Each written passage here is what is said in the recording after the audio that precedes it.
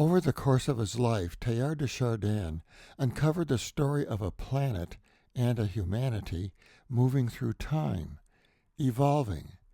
Now, as his life was coming to an end, the question naturally arose, what would come of the story he found, the one his church kept trying to bury? In the summer of 1951, Teilhard was living on this street in Paris, in this Jesuit residence. His superior there, Father Raymond Jouve, was asking himself that very question. On the morning of July 2nd, Jean Mortier, Teilhard's secretary, arrived for her regular weekly meeting with Teilhard. She was greeted at the door by Father Jouve. Father Teilhard is leaving for South Africa, he told her. He may never come back. Ask him to leave his writings to you, because we Jesuits will not be allowed to publish them after his death. Mortier was stunned. Sensing the importance of the moment, she passed on Jouve's request. Give me a piece of paper, Teilhard answered. And just like that, he wrote out a will, leaving her his entire collection. If my writings are from God, he said, they will go on. If they are not from God, they can be forgotten. 3 days later, he left for South Africa. Teilhard would make 2 trips there, see a bit of South America, visit the western United States, then settle into a position here at the Winter-Gren Foundation in New York. In conversations, papers, and lectures, he kept thinking about the future. Evolution wasn't going to stop, he said. A new kind of human was coming, an ultra-human, whose shape was still too dim to make out. And the Earth? In a universe so vast, there had to be others like it.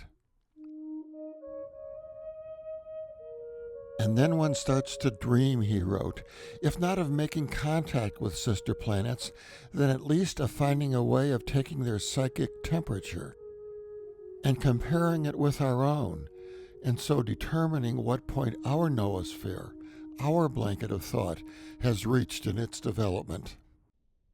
The current running through the cosmos was taking the Earth through time, but it was also taking him. Teilhard, in fact, had described moments in which he felt, it is no longer myself thinking, but the Earth acting. Why then, he now asked, was he the only one to have seen?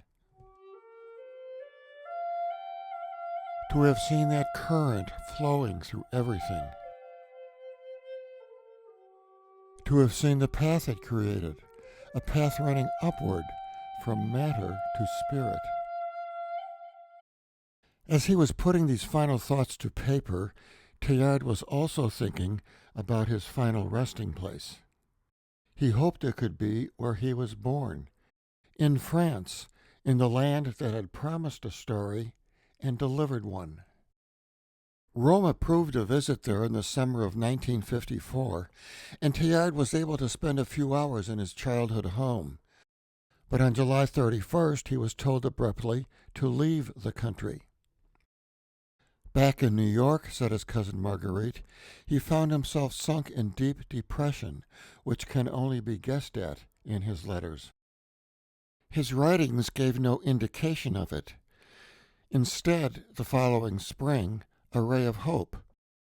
Truth has to appear only once, he said, in one single mind, for it to be impossible for anything ever to prevent it from spreading universally and setting everything ablaze. 1955 brought another hope. If Teilhard could not die where he wanted, perhaps it could be when. And so it happened that on a beautiful Easter Sunday, Teilhard said a private Mass early in the morning, attended High Mass at St. Patrick's Cathedral, then went for an afternoon stroll. Around 6 in the evening, in the apartment of a close friend, he collapsed, fell to the floor, and died. He was 73 years old.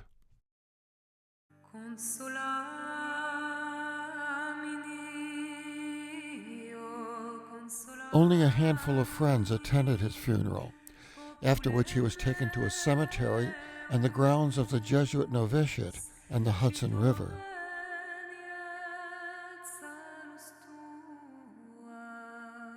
His vision and his story were now in the hands of Jean Mortier. By the end of the year, she had seen to the publication of the human phenomenon. By the time of her death in 1982, 13 volumes of Teilhard's writings had appeared in 22 languages.